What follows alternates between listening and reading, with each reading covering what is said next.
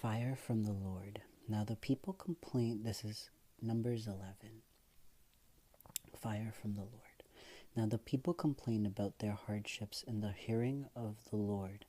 And when he heard them, his anger was aroused.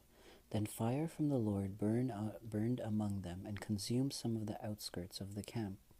When the people cried out to Moses, he prayed to the Lord, and the fire died down. So that fire was called the Taberah, because fire from the Lord had burnt among them. Quail from the Lord. The rabble with them began to crave other food. And again Israelites started wailing and saying, "If we only had meat to eat. We remember the fish we ate in Egypt at no cost, also the cucumbers, melons, leeks, onions, and garlic. But now we have lost our appetite. We never see anything but this manna." The manna was like coriander seed and looked like raisin. The people went around gathering it and then grounded it in a hand mill or crushed it in a mortar. They cooked it in a pot and made it into cakes, and it tasted like something made with olive oil. When the dew settled on the camp at night, the manna also came down. Moses heard the people of every family wailing, each at this entrance to the tent. The Lord became exceedingly angry, and Moses was troubled.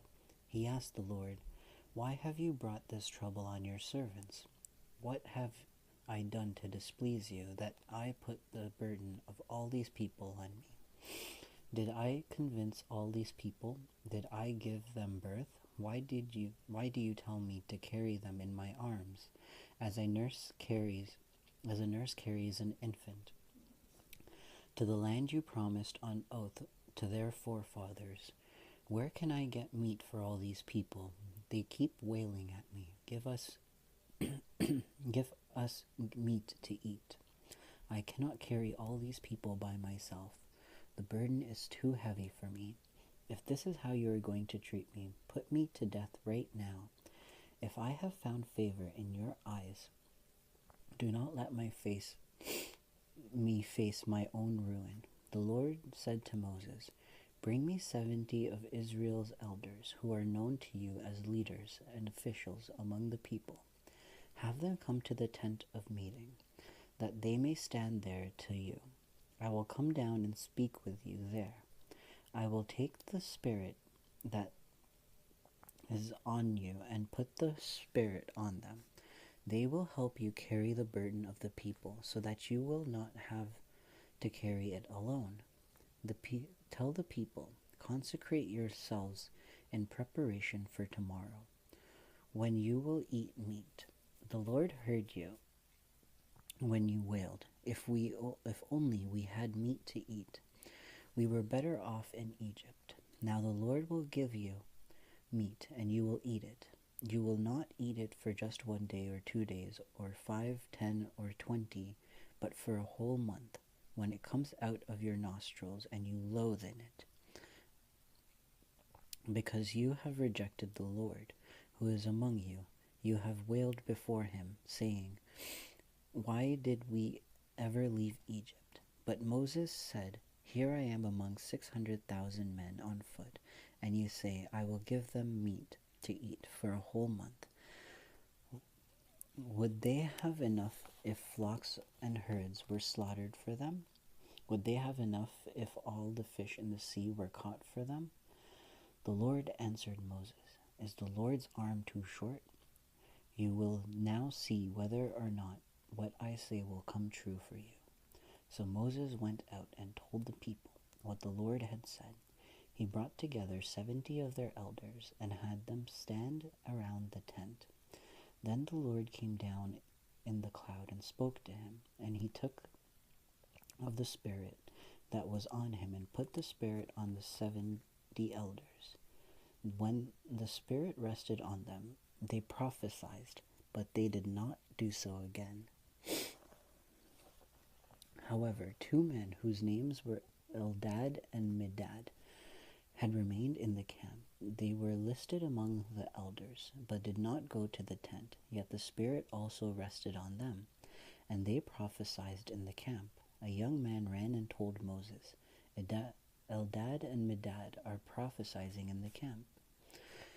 Joshua, son of Nun, who had been Moses' aide since youth, spoke up and said, Moses, my lord, stop them. But Moses replied, Are you jealous for my sake? I wish that all the Lord's people were prophets, and that the Lord would put his Spirit on them. Then Moses and the elders of Israel turned to the camp. Now a wind went from the Lord and drove quail in from the sea. It brought them down all around the camp, in about 3 feet above the ground, as far as a day's walk in any direction. All that day and night, and all the next day, the people went out and gathered quail. Not one gathered less than 10 homers. Then they spread them out all around the camp. But while the meat was still between their teeth, and before it could be consumed, the anger of the Lord burned against the people, and he struck them with a severe plague. Therefore the place was named Kibroth Hathava, because they burned the people who had craved other food. Of Kibroth Hathava the people traveled to Hezroth and stayed there. Okay, and that's that chapter. Interesting chapter. I guess the important lesson to learn there is that you shouldn't complain. Sometimes God, in our lives, we face hardships and difficult situations, and we shouldn't complain.